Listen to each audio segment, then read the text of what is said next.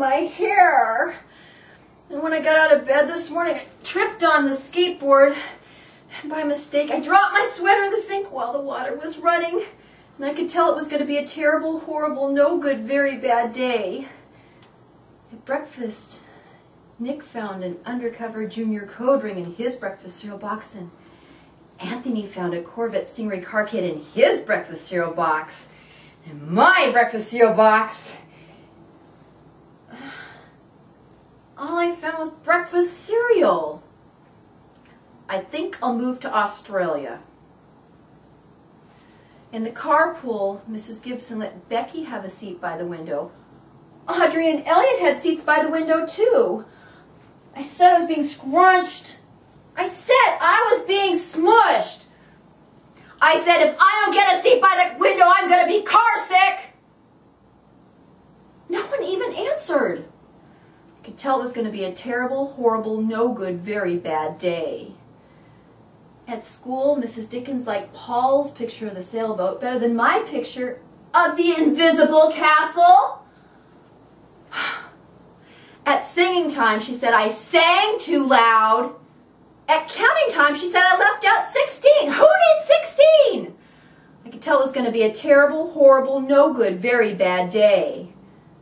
Well, I could tell because Paula said I wasn't her best friend anymore. She said that Phyllis Parker was her best friend, and Alberta Boyle was her next best friend, and I was only her third best friend. I hope you sit on a tack, I said to Paula. I hope the next time you eat a double-decker strawberry ice cream cone, the ice cream part falls off the cone part and lands in Australia.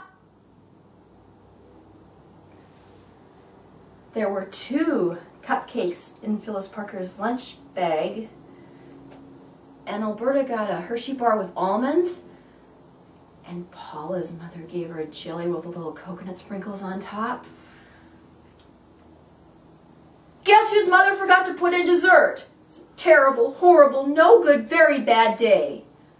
Well, that's what it was, because after school my mom took us all to the dentist and Dr. Fields found a cavity in just me. Come back next week and I'll fix it, said Dr. Fields. Next week, I said, I'm going to Australia. On the way downstairs, the elevator door closed on my foot. And then when my mom went to go get the car, Anthony made me fall where it was muddy. And then when I was crying because of the mud, Nick called me a crybaby. And then I was punching Nick out for calling me a crybaby. My mom came back with the car and scolded me for being muddy and fighting. I'm having a terrible, horrible, no good, very bad day, I told everyone. No one even answered. So then we went to the shoe store to get some sneakers. Anthony chose white ones with blue stripes. Nick chose red ones with white stripes. I chose blue ones with red stripes. But then the shoe man said we're all sold out. They made me buy plain old white ones. But they can't make me wear them. When we went to go pick up my dad at his office, he said not to play with his copy machine, but I forgot. He also said to watch out for the books on his desk, and I was as careful as could be, except for my elbow. He also said don't fool around with his phone. But I think I called Australia.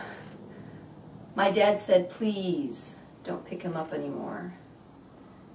It was a terrible, horrible, no good, very bad day.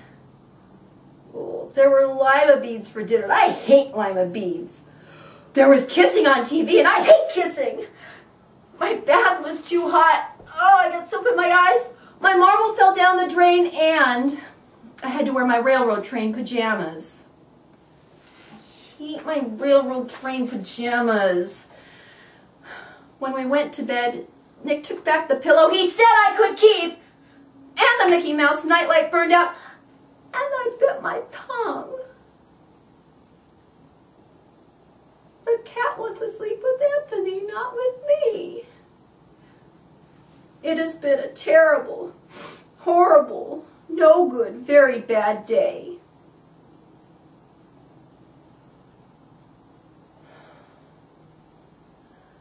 My mom says some days are like that. Even in Australia!